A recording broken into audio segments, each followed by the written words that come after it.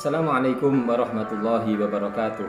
Saudaraku, sahabat Al-Quran yang dimuliakan Allah Subhanahu wa Ta'ala, tidak ada ayat yang susah untuk dihafalkan. Saudaraku, seandainya Anda diminta untuk menyebutkan perangkat-perangkat apa yang ada di dalam rumah Anda, di mana tempat tidur, di mana posisi kulkas, di sebelahnya kulkas ada apa, di atasnya kulkas ada apa, kira-kira setiap kita mesti akan mampu menyebutkannya dengan sangat detail.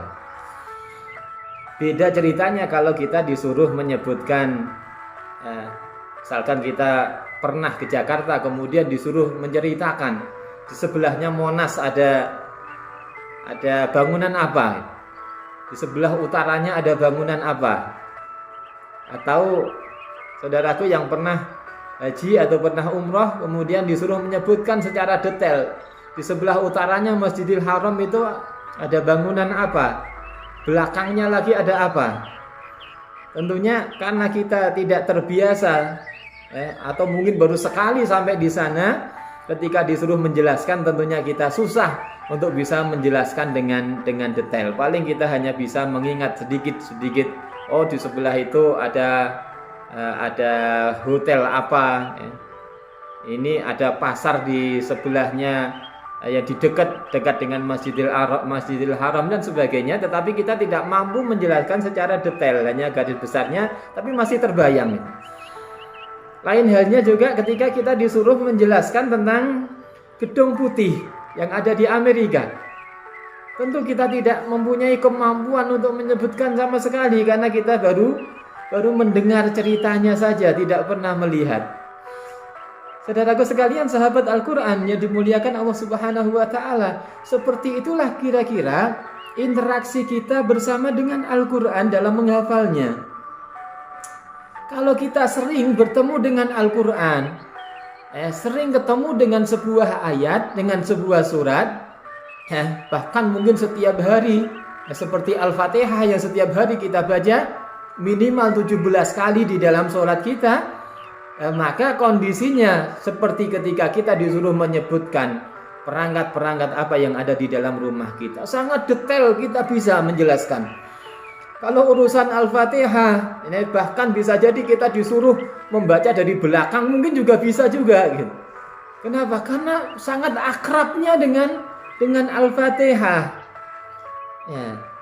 Bagaimana kalau ada orang yang mengatakan, Ustadz, ini saya menghafal ini kok susah? Sebetulnya bukan susah, hanya interaksi kita saja yang kurang, yang belum seakrab ketika seperti dengan surat Al-Fatihah. Bisa jadi sama seperti kita dengan Masjidil Haram yang baru sekali sampai di sana. Kalau satu ayat atau satu surat baru kita hafalkan beberapa kali, maka tentunya pengetahuan kita, penjiwaan kita tentunya belum bisa sedetail dengan surat yang setiap hari kita baca. Ya wajar, jadi hal itu wajar, bukan susah, bukan, tapi hanya pengulangan saja yang kurang. Nanti kalau itu kita ulang lagi, surat itu kita ulang lagi, ayat itu kita ulang lagi, kita akan merasakan, kita akan mengetahui, oh di sini ada wa, oh di bawahnya ternyata fa. Nah, ini di halaman ini kalimatnya seperti ini, di akhir halaman ini kebayang.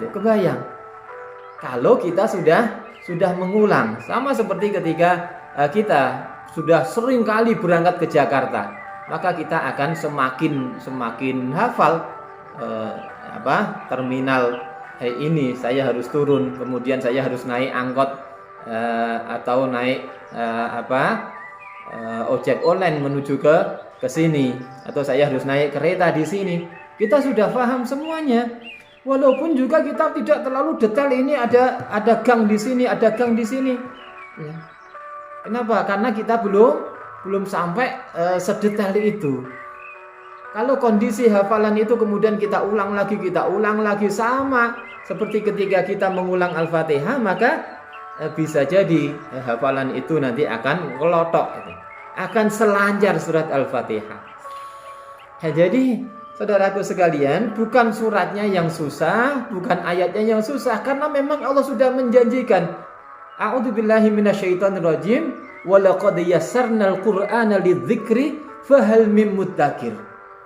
Allah yang menjanjikan bahwa Al-Qur'an ini dimudahkan bagi orang-orang yang mau mengingat, bagi orang-orang yang mau mendekat.